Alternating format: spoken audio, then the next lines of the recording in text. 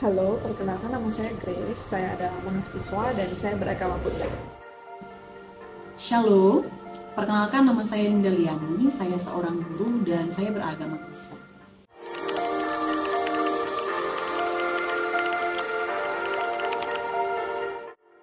Menurut pendapat saya, skala kerukunan di Indonesia ini bisa dikatakan sudah sangat baik dan sudah berada di skala 80 karena tingkat kerukunan di Indonesia ini sudah sangat cukup baik dan tingkat toleransi terhadap umat beragama lainnya juga menurut saya sudah cukup tinggi.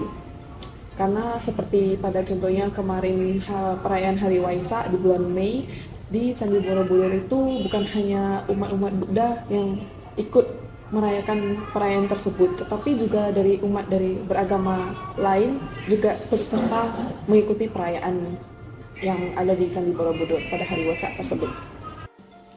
Menurut saya sampai saat ini rate untuk kerukunan umat beragama di Indonesia itu mungkin 75 yang bisa saya berikan untuk toleransi umat beragama di Indonesia.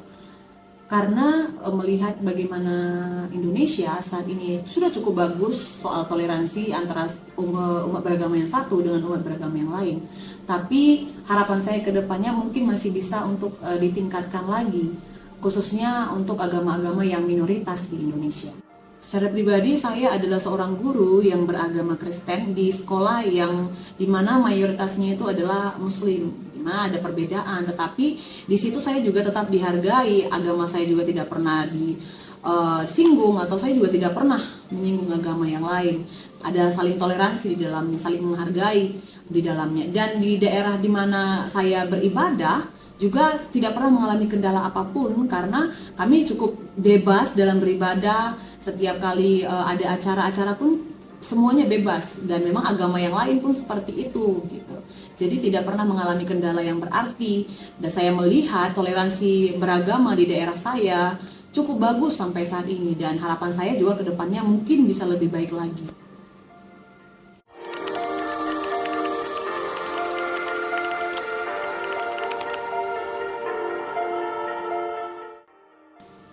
Dalam kekristenan, kami sebagai orang Kristen diajarkan untuk saling mengasihi orang lain, mengasihi sesama.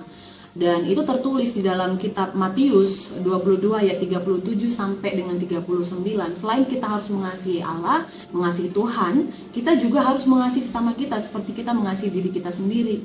Nah, itu berarti yang namanya manusia itu ya tidak melihat apakah dia berbeda dengan kita. Artinya kami diajarkan untuk mengasihi siapapun itu, asal dia manusia, maka kita harus mengasihi dia walaupun ada perbedaan. Jadi kalau di agama saya itu memang sangat ditekankan sekali untuk saling mengasihi orang lain sekalipun orang itu berbeda dengan kita. Dalam ajaran agama Buddha, kerukunan antara umat beragama sangat ditekankan. Buddha mengajarkan nilai-nilai seperti welas asih dan cinta kasih kepada semua makhluk hidup. Nilai-nilai ini mendorong umat Buddha untuk saling menghormati dan menghargai kepada semua orang, termasuk mereka yang memiliki perbedaan keyakinan dengan kita.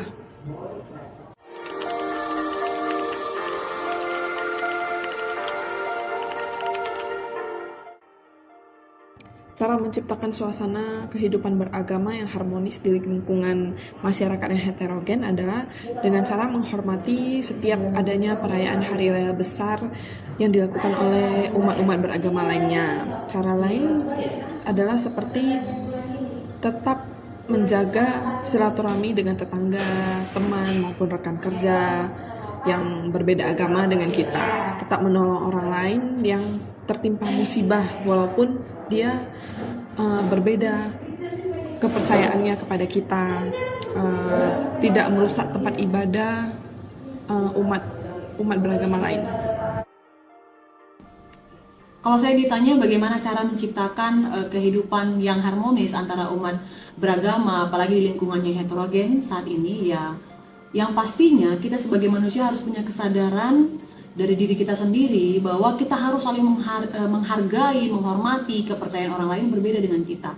Maka ketika kita menghormati, kita menghargai perbedaan itu, maka tumbuhlah keharmonisan itu, karena kita tidak mau saling mengganggu. Sebab ya apa yang mereka percayai kan tidak harus kita percayai. Yang saya pegang dalam diri saya adalah ketika teman saya berbeda, saudara di sekitar saya berbeda, kenapa saya harus usil dengan hal itu? Karena bagi saya ya apa yang saya percaya itu yang saya lakukan. Bagi mereka pun mungkin seperti itu. Jadi intinya ketika kita mau terjadi atau mau mengadakan kehidupan yang harmonis di masyarakat kita yang heterogen ini, jadikanlah diri kita menjadi orang yang menghargai orang lain. Itu aja.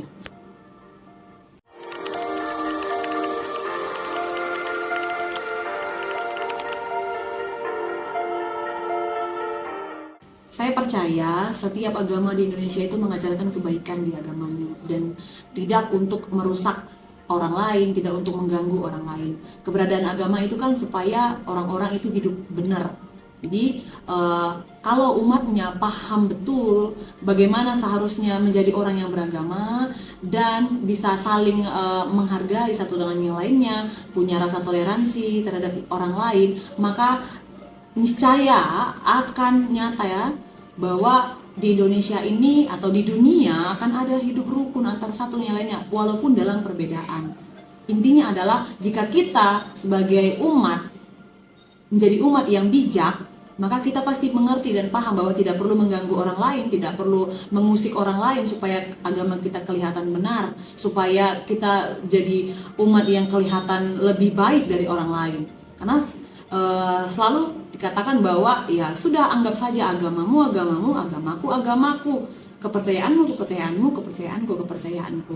Mari jangan saling mengusik, jangan saling mengganggu, jangan saling menyalahkan atau menyepelekan agama di luar dari agama kita. Karena kalau kita punya sikap saling menghormati, menghargai agama yang berbeda dengan kita, karena walaupun berbeda kan kita tidak mesti harus sama dengan mereka.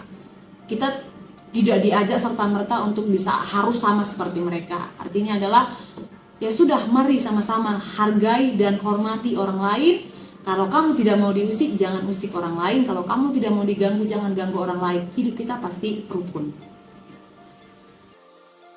Menurut saya, cara yang tepat untuk menjaga kerukunan umat beragama yang ada di dunia ini adalah dengan cara mengakui dan menghargai setiap perbedaan umat beragama, saling tenggang rasa dan toleransi terhadap perbedaan dalam beragama dan tidak memaksakan seseorang dalam memeluk agama tertentu.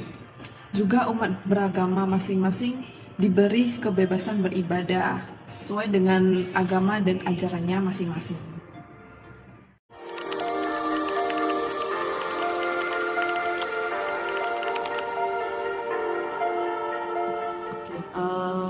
Pemerintah mungkin bisa lebih memperhatikan agama-agama atau kepercayaan-kepercayaan masih minor di Indonesia.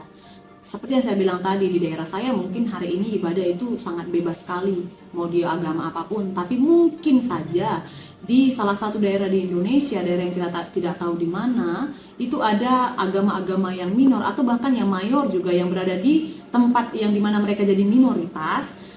Tidak sebebas saya dalam beribadah, tidak sebebas keinginan mereka untuk beribadah. Jadi mungkin peran pemerintah di situ adalah supaya yang minoritas di tempat di mana mereka jadi minoritas itu, pemerintah bisa lebih memperhatikannya, bagaimana kebebasan beribadah, kebebasan pembangunan rumah ibadah, ya yang mungkin belakangan ini banyak kabar-kabar bahwa ada rumah ibadah yang sulit untuk dibangun karena izin dan sebagainya. Mungkin pemerintah bisa lebih memperhatikan hal itu, dan harapan saya sebagai salah satu umat beragama di Indonesia yang memang saya minoritas berada di Indonesia yang besar ini, yang mayoritasnya adalah agama Muslim, tidak pernah ada masalah sama sekali. Tetapi saya berharap untuk agama-agama yang lain yang minoritas, mereka bisa mudah mendapatkan izin pembuatan rumah ibadah, bebas dalam melakukan ibadah. Bahkan pemerintah juga mungkin bisa lebih memperhatikan apa-apa saja yang penting. Mungkin bukan hanya agama yang diakui, ada kepercayaan dan sebagainya.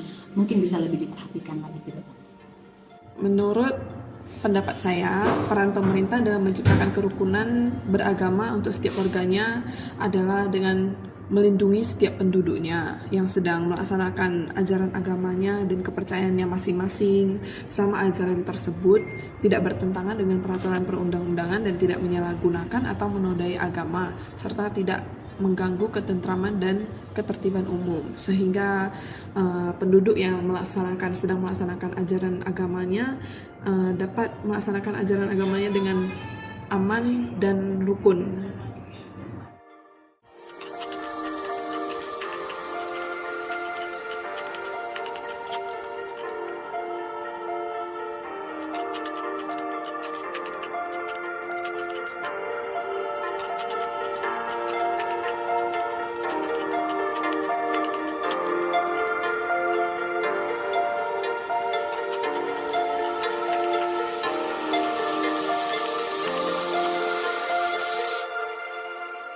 Salam toleransi, shalom.